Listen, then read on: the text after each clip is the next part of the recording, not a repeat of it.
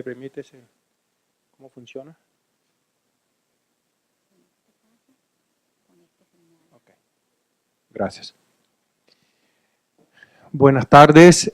En primer lugar, agradecer la invitación que me hizo el presidente del Congreso, el doctor Máximo Mercado, a su comité científico para participar en este evento que es pionero, es el primer paso que se da en la ciudad de Montería y, por qué no decirlo, en la costa y muchos lugares del país en donde estas patologías yo las denomino tierra de nadie, porque realmente son patologías que son de vocación.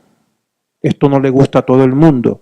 Ojalá los médicos en formación, las enfermeras, etcétera, se vayan comprometiendo con esta patología, porque lo que sí da es un grato sabor de la labor hecha.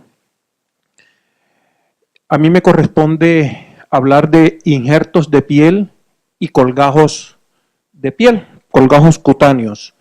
Lo dividí en dos. Vamos a iniciar con los injertos de piel. En cuanto a la historia de estos injertos, data de más o menos en 1804, este señor Baronic publicó unos primeros ensayos de injertos de piel en animales, dando resultados aceptables, pero en 1869, Jacques y Reverdin ya obtienen los primeros injertos epidérmicos y dérmicos en humanos. O sea que ya en el siglo XIX se están dando resultados de injertos de piel.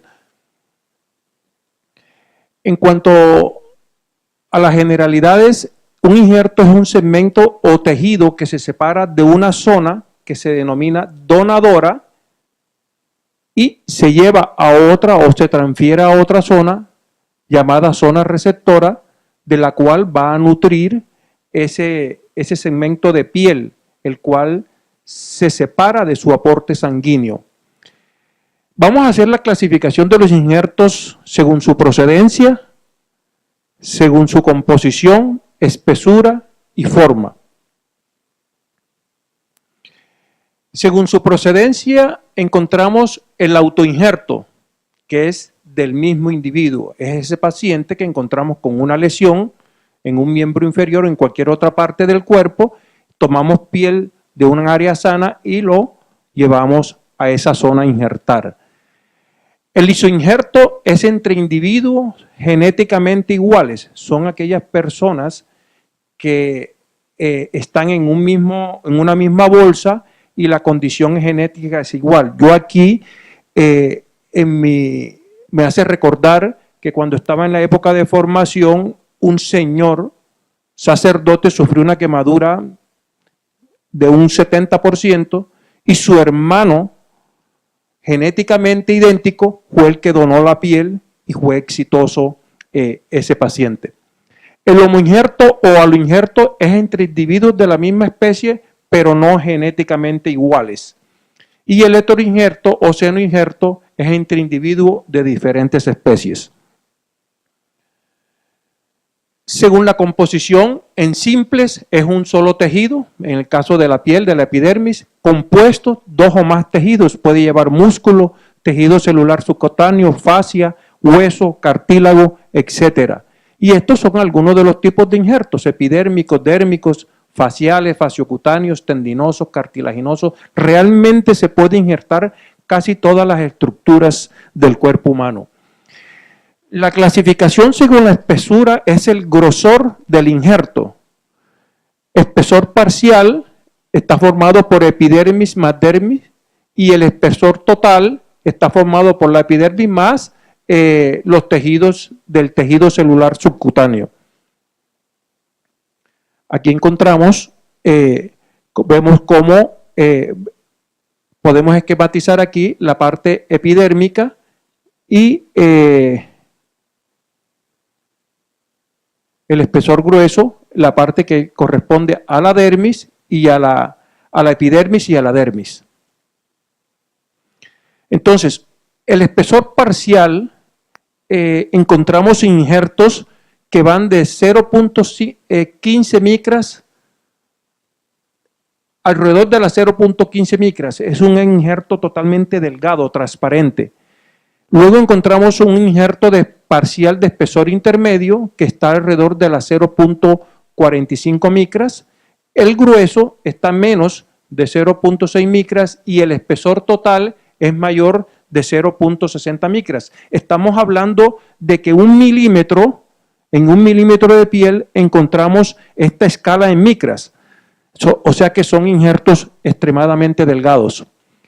Según su forma, podemos hacer injertos en estampilla, laminares o rectangulares y en malla en los casos en que tengamos que injertar grandes cantidades o áreas de piel para hacer rendir ese mallado. Yo voy a hacer énfasis en esto, en los injertos cutáneos, que son los segmentos de epidermis y dermis que se transfieren a unas zonas receptoras tras separarlo del aporte sanguíneo. En las pérdidas cutáneas en que no tienen posibilidades de un cierre primario. Entonces, la misma diapositiva en donde vamos a encontrar la epidermis, la dermis y la hipodermis en caso de los injertos de espesor total.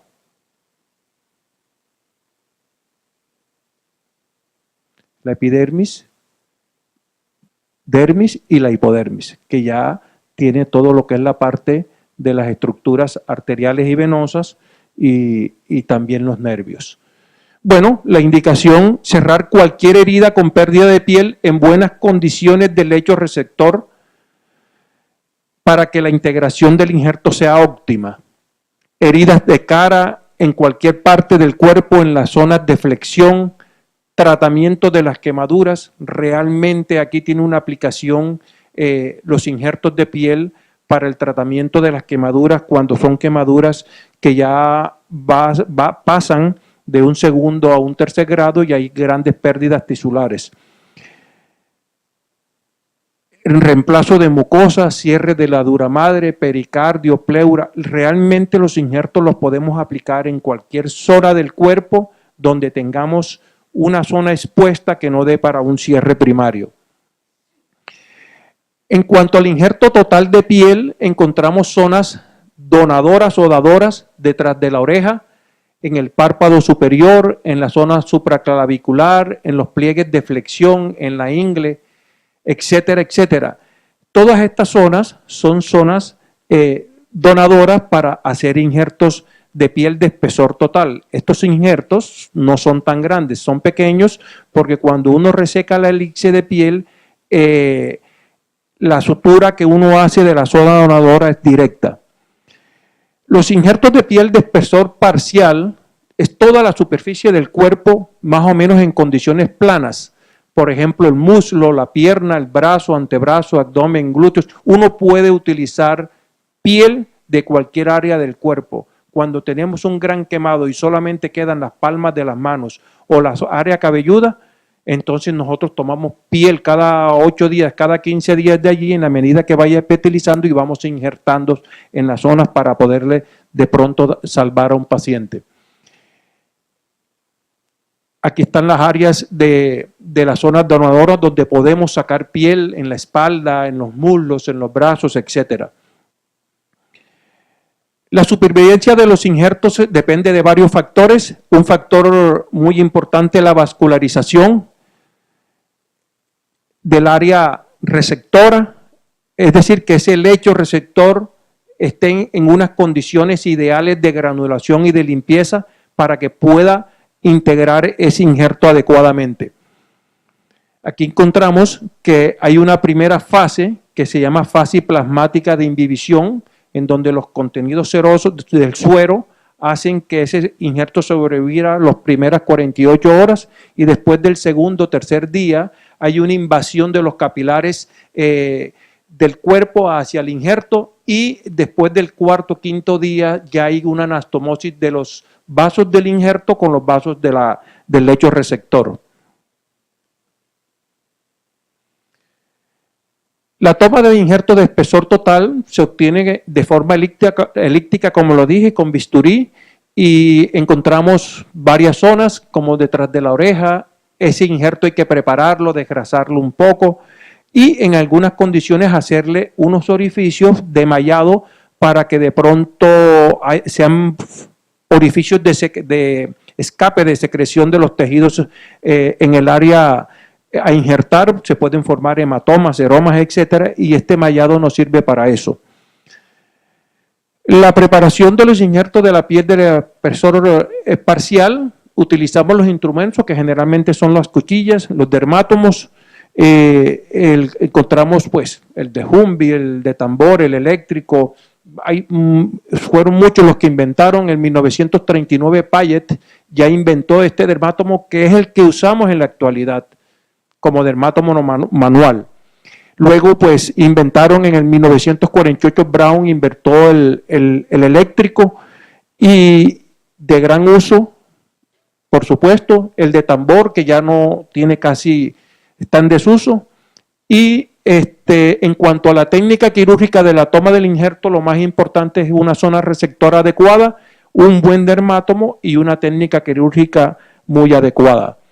Aquí estamos como con el dermátomo podemos esto es un mallador de piel en donde convertimos una tira de piel de 10 centímetros, lo podemos convertir en 20 centímetros, de 1 a 2 o inclusive de 1 a 3 y hasta 4 cuando tenemos que hacer grandes áreas de injerto. Esta más o menos es la forma de la toma del injerto.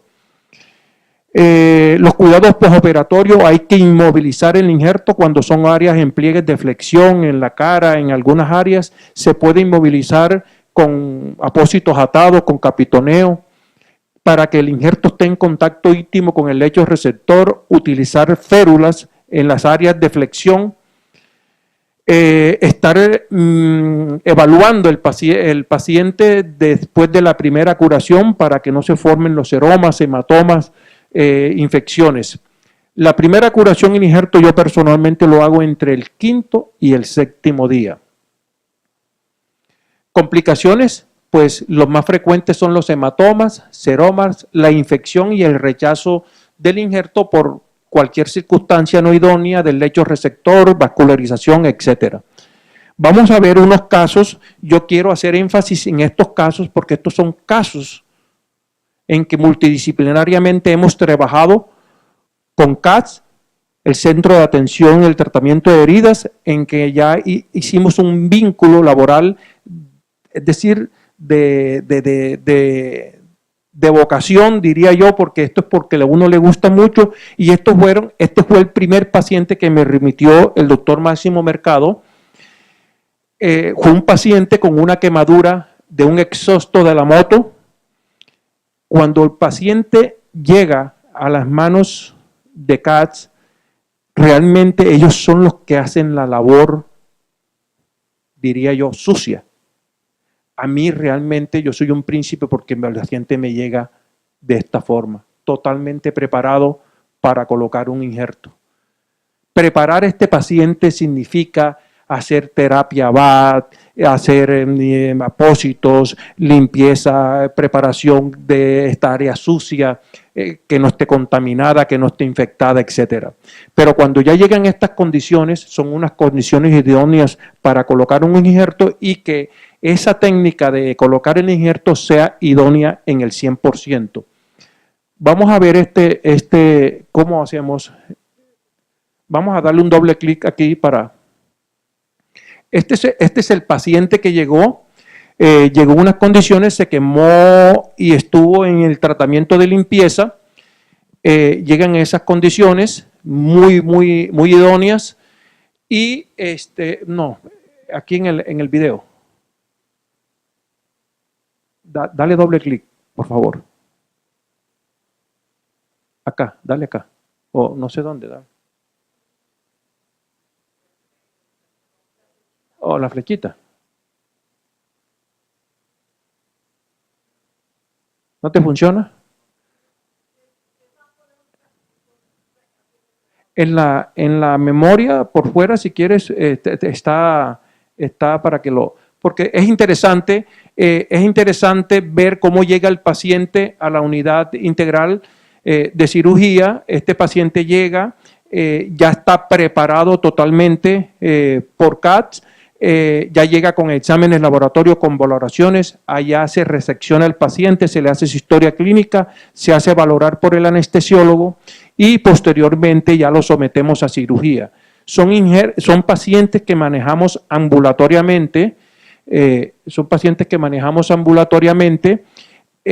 y el tiempo de recuperación de este paciente realmente no pasa el mes cuando ya está vinculado a su actividad laboral, a su actividad social diaria.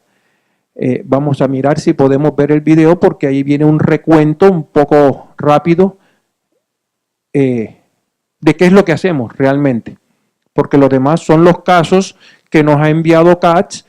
Tenemos 4 casos en que venimos trabajando desde hace 3 o 4 meses y en la medida que ya se va creando la necesidad, nos van remitiendo los pacientes y los vamos sacando rápidamente. Bueno, regresemos entonces si no puedes ver. ¿Sí? Ok. Entonces,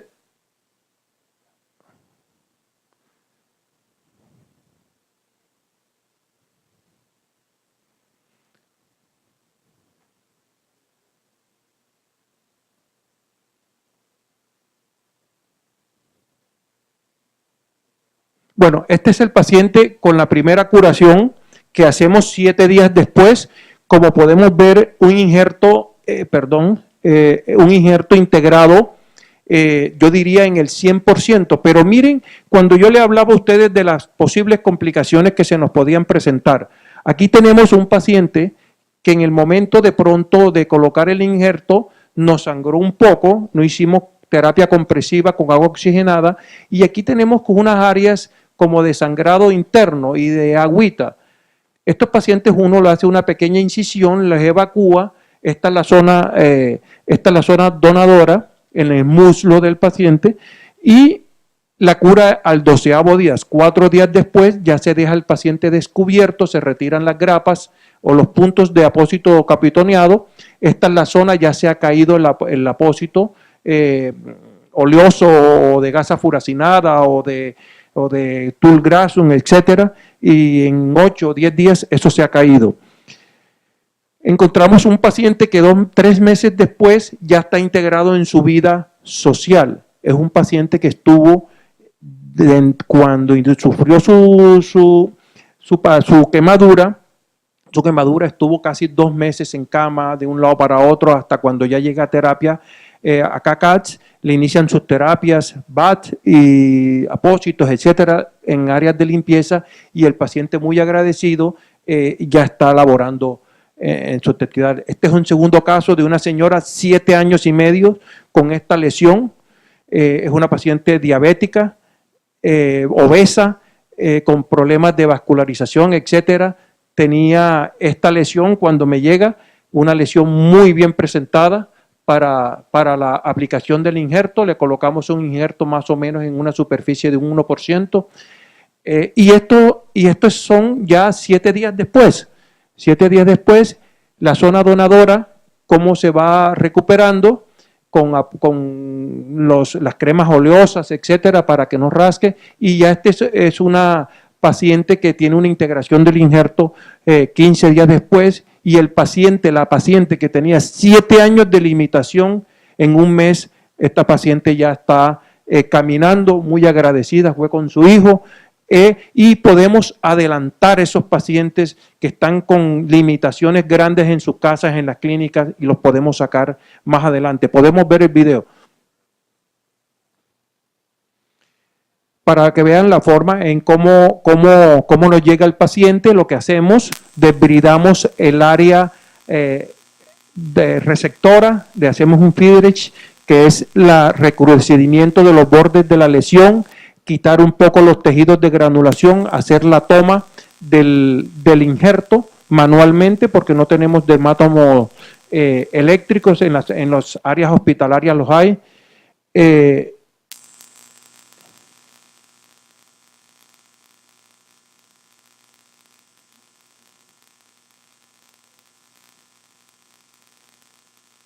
nada. Dale a ver. Sí, entonces llega el paciente, yo voy a hacer la voz.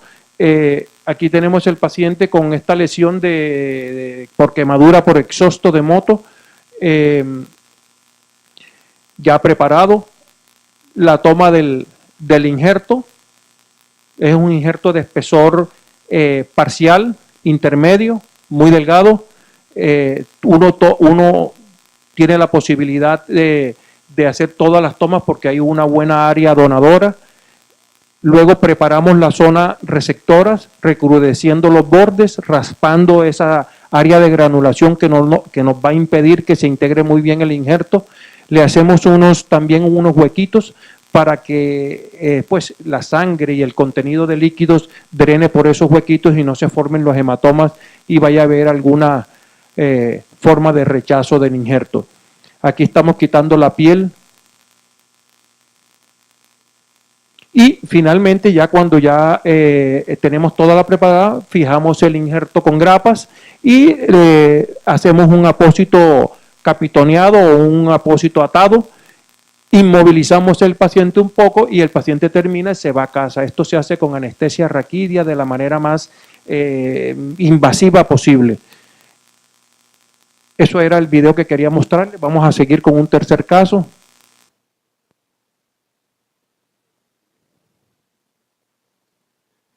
El tercer caso es un señor médico, diabético también, que sufrió lesiones por descuido, por presión, etcétera, en las áreas del dorso del pie y el área interna, acá del pie, en el área interna. Fue tratado en CATS con todas las terapias.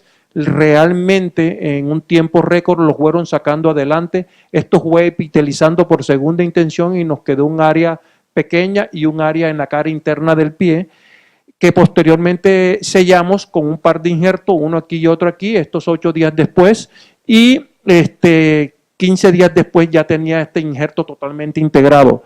El paciente en el día de ayer fue a dar las gracias porque ya está totalmente integrado a su medio laboral y acá en CACS ahora se pasa el paciente a CACS y acá creo que les colocan las medias de presión para los edemas y los drenajes linfáticos. Este fue el último paciente de acá de CACS que nos envían este paciente con una lesión grande en el dorso, en el tercio distal de la pierna, cara anterior y el dorso. Le colocamos un injerto y 8 o 10 días después ya el paciente está totalmente integrado. El injerto totalmente integrado.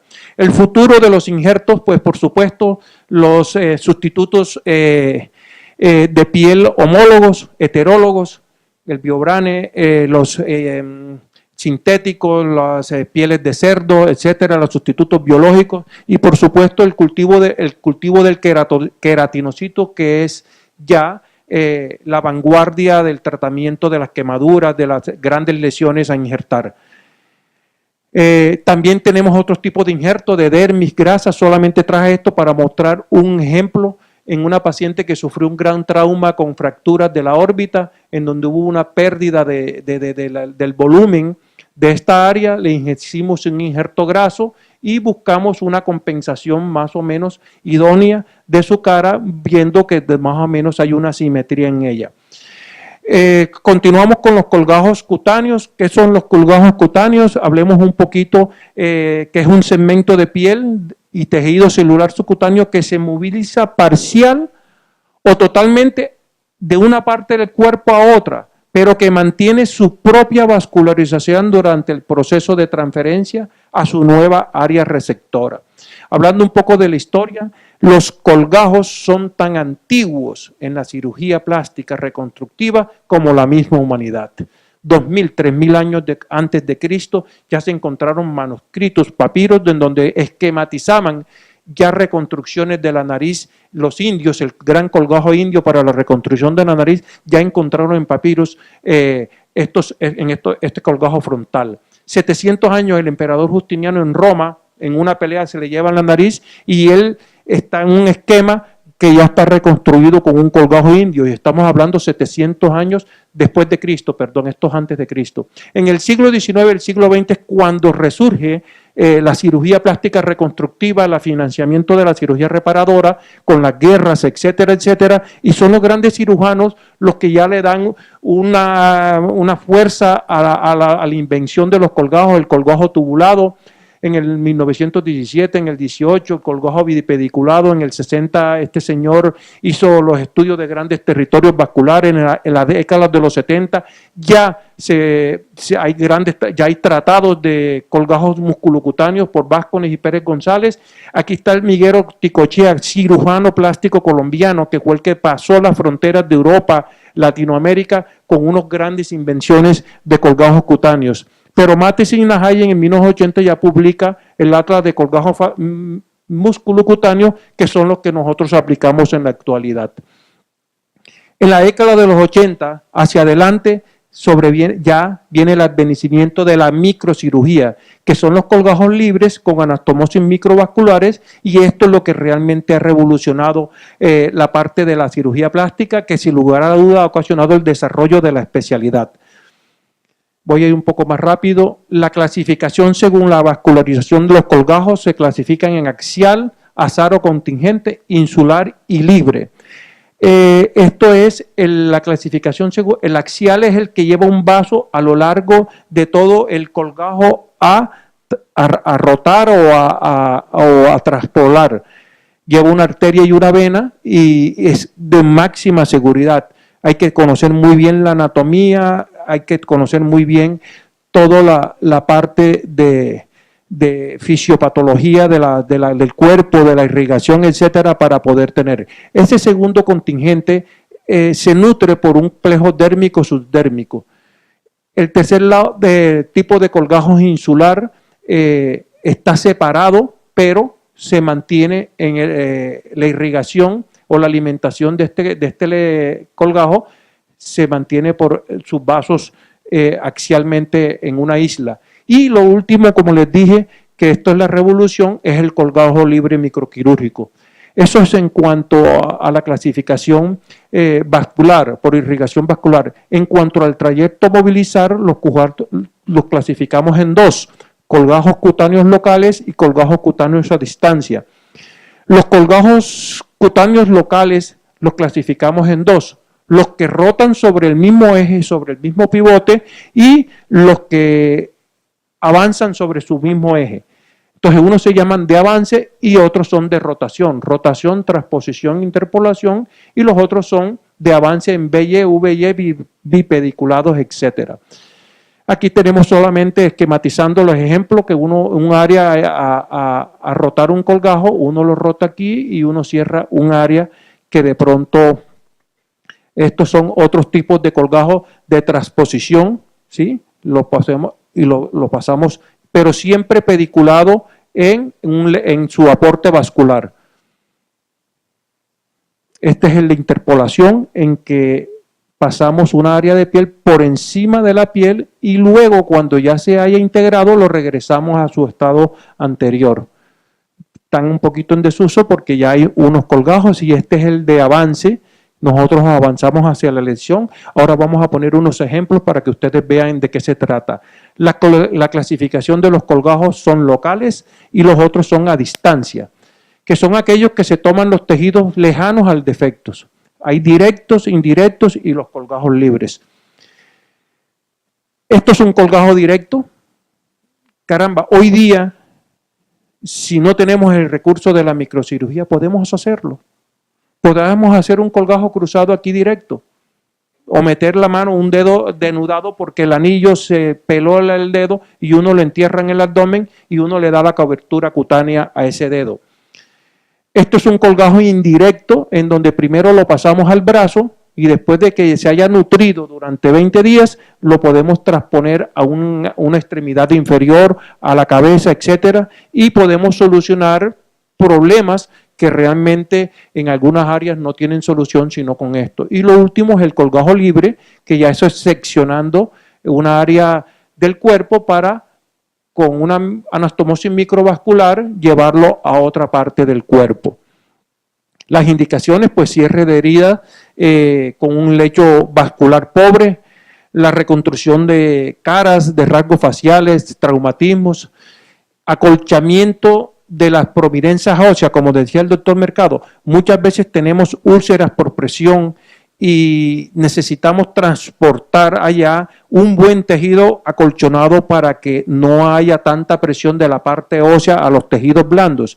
Entonces, esto es una forma de buscar el tratamiento quirúrgico a esos pacientes para darle un cubrimiento cutáneo estable y generalmente las intervenciones de los colgajos son muy seguras y no son repetitivas salvo alguna dificultad del colgajo. Los requisitos de supervivencia del colgajo: mantenimiento del aporte sanguíneo, pues que no haya una tensión, presión, torsión, hematomas o infección. El rechazo del colgajo es muy raro, y el tamaño y la localización del colgajo. Muchas veces, en cuanto al tamaño, el cirujano que de pronto no tenga la experiencia y da un colgajo muy largo, se le puede necrosar la parte distal. Y en cuanto a la localización, hay áreas más irrigadas que otras. Por ejemplo, la cabeza y el cuello tienen una excelente irrigación y podemos de pronto hacer colgajos más largos. Las características, pues, dan un buen volumen. Hay crecimiento del pelo y de la secreción sebácea, sensibilidad y sudoración, durabilidad, inclusive cuando la persona coge peso, el colgajo también se abulta. Las complicaciones, como todas: la infección, necrosis parcial o total, hematoma, dehiscencia de suturas, seromas, cicatrices hipertróficas, etcétera, etcétera. Vamos a ver unos casos de la práctica privada mía. Este es un caso ya hace unos años, en donde pasan la interconsulta con una paciente que le colocan una malla, le intentan varias veces el cierre primario, no da, hay un rechazo de los tejidos hacia los lados, nos pasan esta interconsulta y lo que hacemos es un colgajo bipediculado.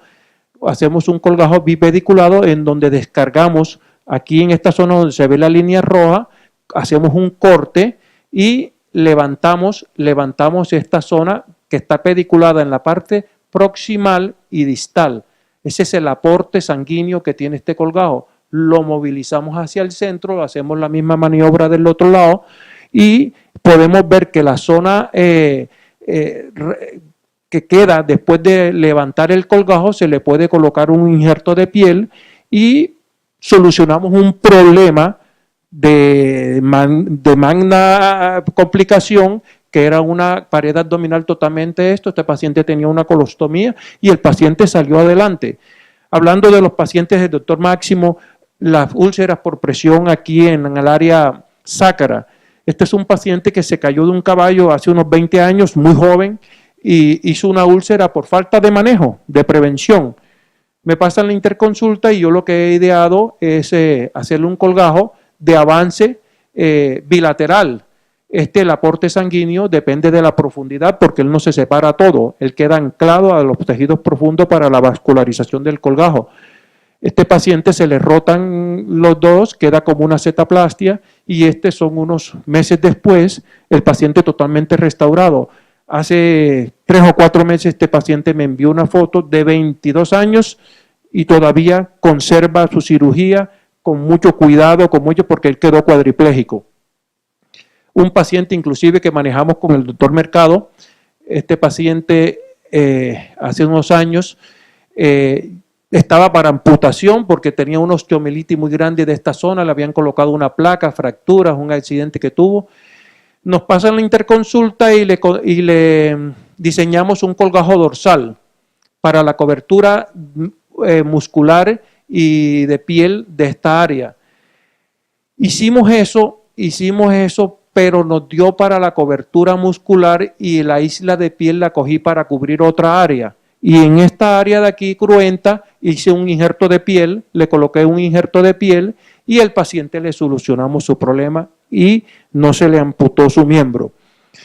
fue exitoso ese caso. Este es un último caso que me llegó hace unos años con un carcinoma, se le fue comiendo toda el área de la mejilla izquierda, en donde vemos cómo ya va avanzando, le hicieron un poco de radioterapia, etcétera, y le diseñamos un colgajo pectoral con una isla de piel. Lo tunelizamos por debajo de la piel, rotamos el colgajo muscular con la isla de piel para hacer la cobertura de la mejilla. Aquí vemos el paciente inmediatamente terminada la cirugía. El colgajo, por supuesto, tiene un sufrimiento, no un sufrimiento, tiene un espasmo y se ve esa coloración, pero el paciente evolucionó correctamente, haciéndole pues una reconstrucción de esa mejilla adecuadamente en la parte interna. Tuvimos que hacer unos colgajos de mucosa para que le diera la cobertura. Ahí vemos el paciente y la parte funcional conservada. Algunos casos de colgajos locales. Aquí encontramos un paciente con una gran lesión que ya habían hecho ácido, ¿cómo se llama esto? De frío, resecciones, nitrógeno, etcétera, etcétera. Le hicimos una resección de unos 3 o 4 milímetros alrededor y le rotamos un colgajo glabelar y un colgajo de Mustardé. Mustardé fue un escocés que se inventó el colgajo de mejillas para todas estas lesiones de las mejillas. Aquí vemos la paciente inmediatamente después de la cirugía, el colgajo frontal o glabelar y luego el colgajo de mejilla, en donde los unimos, le hicimos el canto interno. Esta paciente evolucionó perfectamente y se le solucionó su problema. Esto es un colgajo VY de avance para solucionar un carcinoma vasocelular aquí en el ala nasal en una paciente joven. Son casos muy exitosos porque, es decir, buscamos los pliegues de expresión para esconder las cicatrices. Otro caso de una lesión tumoral aquí en el ala nasal y les rotamos un colgajo, hicimos un colgajo de rotación. Son pacientes que van muy bien. Este es otro caso. Y esta es una paciente, yo digo una miscelánea de colgajos porque es que tenía como 8 lesiones tumorales. De allá del campo, no tenía tratamiento, tenía en todo el dorso nasal, tenía 3 o 4, tenía aquí en la región nasogeniana, tenía acá en la mejilla derecha, en la zona del labio superior, en la mejilla izquierda, 1, 2, 3, 4, muchas lesiones. Le rotamos muchos colgajos y estos fueron 3 o 4 meses, inclusive con un injerto de piel en la punta, en el dorso nasal, y la paciente fue maravilloso. Entonces, el uso, la versatilidad de los colgajos nos dan a nosotros la posibilidad en la cirugía reconstructiva de sacar unos pacientes adelante, sacar a los pacientes adelante y realmente forma parte del tratamiento integral de todo este tipo de patologías tumorales con pérdida de sustancias, pacientes sucios, con grandes pérdidas de lesión en miembros inferiores, etcétera. Sin más, felicitar al doctor Mercado, a su equipo de trabajo, porque esto, como dije al principio, es tierra de nadie y esto es una vocación. Yo formaré parte en un granito de arena de esto y este fue un humilde trabajo que traje de muchos años y espero que les haya por lo menos ilustrado y servido de algo. Muchísimas gracias.